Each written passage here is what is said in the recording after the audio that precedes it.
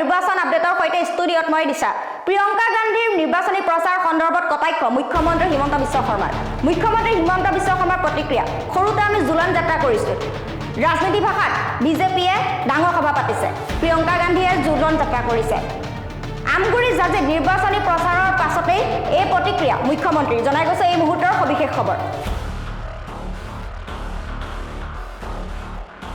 পুনৰবাৰ জনাইছো প্ৰিয়ংকা গান্ধী নিৰ্বাচনী প্ৰচাৰৰ সন্দৰ্ভত কটাক্ষ মুখ্যমন্ত্ৰী হিমন্ত বিশ্ব শৰ্মাৰ প্ৰতিক্ৰিয়া সৰুতে আমি জুলন যাত্ৰা কৰিছিলোঁ ৰাজনীতি ভাষাত বিজেপিয়ে ডাঙৰ সভা কৰিছে প্ৰিয়ংকা গান্ধীয়ে জুলন যাত্ৰা কৰিছে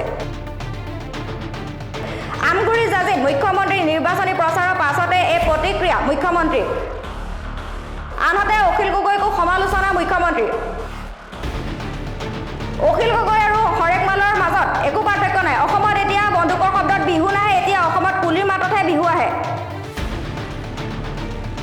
পুনৰবাৰ জনাইছো এই মুহূৰ্তৰ সবিশেষ খবৰ প্ৰিয়ংকা গান্ধী নিৰ্বাচনী প্ৰচাৰৰ সন্দৰ্ভত কটাক্ষ মুখ্যমন্ত্ৰী হিমন্ত বিশ্ব শৰ্মাৰ প্ৰতিক্ৰিয়া সৰুতে আমি জুলন যাত্ৰা কৰিছিলোঁ ৰাজনীতি ভাষাত বিজেপিয়ে ডাঙৰ সভা কৰিছে প্ৰিয়ংকা গান্ধীয়ে জুলন যাত্ৰা কৰিছে আমগুৰি জাজিত মুখ্যমন্ত্ৰী নিৰ্বাচনী প্ৰচাৰৰ পাছতে এই প্ৰতিক্ৰিয়া মুখ্যমন্ত্ৰী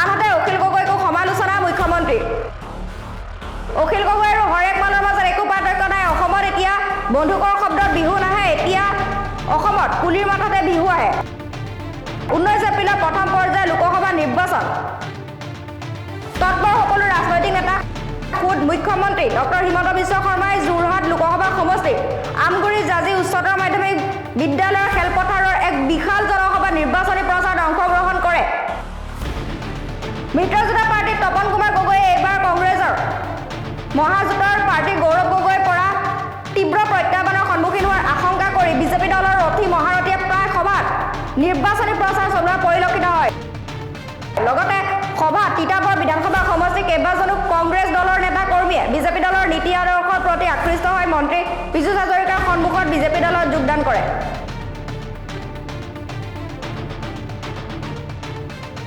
এই সন্দৰ্ভত মুখ্যমন্ত্ৰীয়ে কি মন্তব্য কৰিছিলে আপোনালোকক শুনাই ল'ব বিচাৰিছোঁ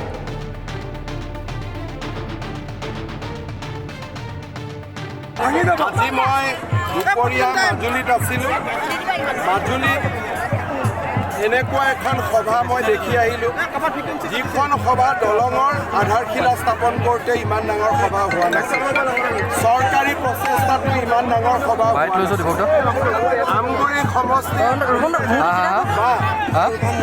লোকসভাৰ বিভিন্ন সমষ্টিত মই আগতেও কেম্পেইন কৰিছোঁ আজি যি ধৰণৰ সভা আগত কেতিয়াও হাজৰিকা ডাঙৰীয়া আছে আমাৰ বিজেপিৰ নেতাসকল আছে এটা মিত্ৰ গোষ্ঠীৰ ডাঙৰ অনুষ্ঠিত হ'ল মই সমূহ ৰাইজক বহুত বহুত ধন্যবাদ জনাইছোঁ আৰু বিজেপি প্ৰাৰ্থী তপন গগৈ ডাঙৰীয়া বহু লাখ ভোটত বিজয়ী হ'ব তাক মই আজি বিশ্বাস বুকুত বান্ধি প্ৰত্যয়েৰে সৈতে উভতিছোঁ ইতিমধ্যে ভূপেন বৰাই শংকৰদেৱক টানি আনিছে এই বিষয়টো ভূপেন বৰাই যোৱাকালি কৈছে যে শংকৰদেৱ আৰু চানখাই দেখুৱাই দিয়া ৰাস্তাৰে গৌৰৱ গগৈ আগবাঢ়িছে এতিয়া মই ভূপেন বৰাক প্ৰশ্ন কৰিব খোজোঁ শংকৰদেৱে নামাজ পঢ়িছিলে নেকি শংকৰদেৱে দেখুৱাই দিয়া কোনটো পথে চানখাইটো শংকৰদেৱৰ ওচৰত শৰণ লৈছিল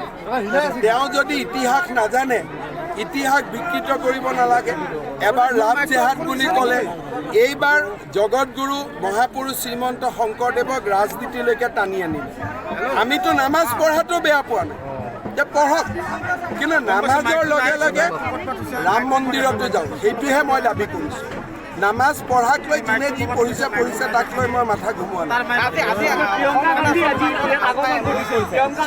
অসমৰ ভিতৰত একো হোৱা নাই অসমৰ বাহিৰত যদি কিবা হৈছে সেই দেশৰ সেই ৰাজ্যৰ চৰকাৰে সিদ্ধান্ত ল'ব অসমৰ চাৰিসীমাৰ ভিতৰত একো হোৱা নাই প্ৰিয়ংকা গান্ধী আহিছিলে কিবা জুলন যাত্ৰা এখনৰ তাইক মিটিং এখন কৰি থৈ গৈছে সৰুতে আমি জুলন যাত্ৰা কৰিছিলোঁ ডাঙৰ ভাওনা কৰিব আমি নোৱাৰিছিলোঁ তেতিয়া সৰু ল'ৰা গতিকে সৰু অৱস্থাত আমি জুলন যাত্ৰা কৰিছিলোঁ।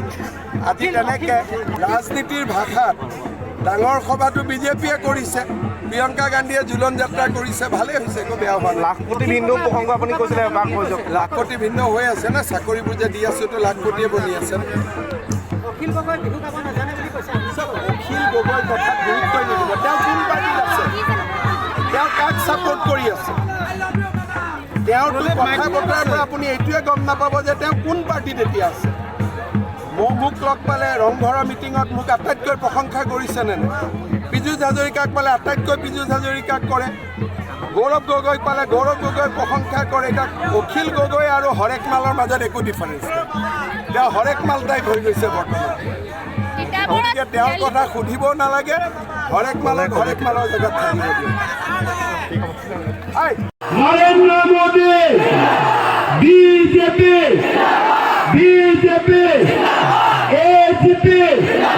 এজিপি একদম আজি ধুনীয়া লাগিছে। জাজি সকলোকে মই বহুত সেৱা জনাইছোঁ আৰু বহাগ বিহুৰ বহুত উল্লেখ জনাইছোঁ।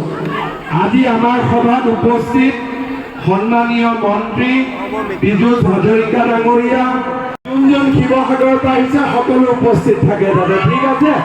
আজিয়ে মই নিমন্ত্ৰণ জনালোঁ। শ্ৰদ্ধা ৰাইজ, ইলেকশ্যন আছে 19 তাৰিখে। এই ইলেকশ্যন ৰাজ্য চৰকাৰ ভঙা পতাৰ ইলেকশ্যন নহয়।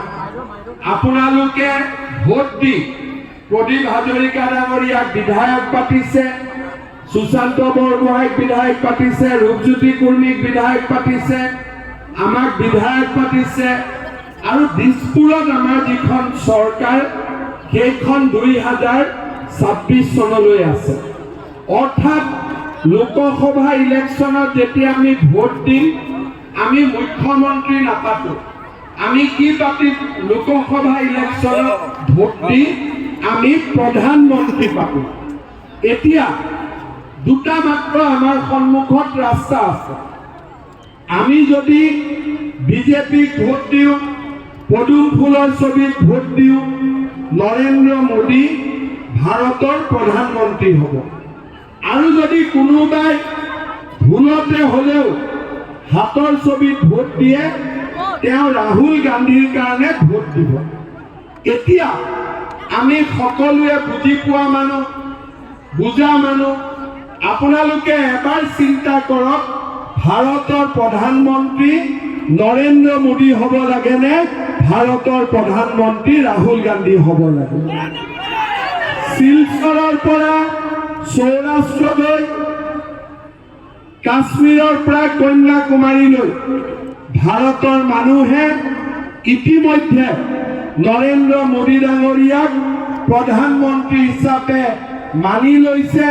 তৃতীয়বাৰ প্ৰধানমন্ত্ৰী পাতিব আৰু গোটেই ভাৰতত এতিয়া আপকি বাৰ 400 পাৰ, অৰ্থাৎ 400 চিটতকৈও বেছি চিট লৈ মোদী ডাঙৰীয়া ভাৰতৰ প্ৰধানমন্ত্ৰী হওক, ভাৰতখনক বিশ্বগুৰুৰ আসনত প্ৰতিষ্ঠা কৰক।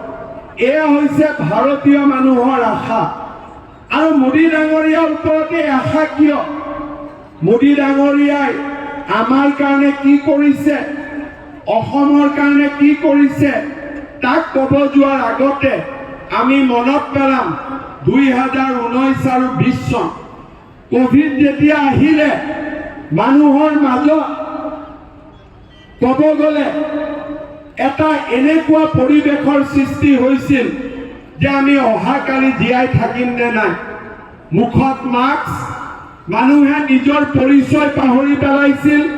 ঘৰৰ ভিতৰত সোমাই মানুহে এক প্ৰকাৰ নিজক বচাবৰ বাবে আপ্ৰাণ প্ৰচেষ্টা কৰিছিল।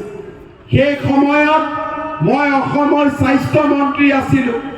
হস্পিটালে ঘূৰি মানুহক জীৱন বচাবৰ কাৰণে আমি আপ্ৰাণ প্ৰচেষ্টা চলাইছিলোঁ।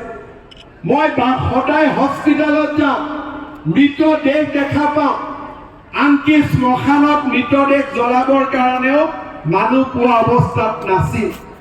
আশা হেৰুৱাই পেলাইছিলোঁ। মোদী ডাঙৰীয়াই কৈছিলে যে নহয়, যদি আমেৰিকা ৰাছিয়াত ভেকচিন আহিব পাৰে, ভাৰততো আমি ভেকচিন বনাম।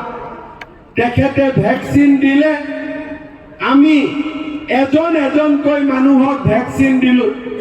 আৰু আজি আমি সকলোৱে আপোনজনৰ লগত আমি আজিও বিহু পাতিছোঁ। আপোনজনক আৰু হেৰুৱাবলগীয়া হোৱা নাই। মোদী ডাঙৰীয়াই যদি সেই সময়ত ভাৰতত ভেকচিন নানিলেহেঁতেন আৰু কিমানজন আমাৰ আপোনজন আঁতৰি গ'লহেঁতেন তাৰ কোনো হিচাপ নাছিল।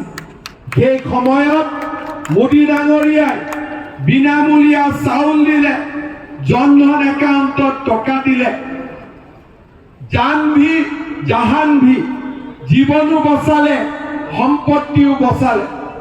এই মোদী ডাঙৰীয়াৰ নেতৃত্বত আজি ভাৰতত এনেকুৱা এটা পৰিৱেশ সৃষ্টি হ'ল, সন্ত্ৰাসবাদী সংগঠন নোহোৱা হ'ল, কাশ্মীৰৰ পৰা ৩৭০ ধাৰা নোহোৱা হ'ল, অযোধ্যাত ৰাম মন্দিৰ বনিলে।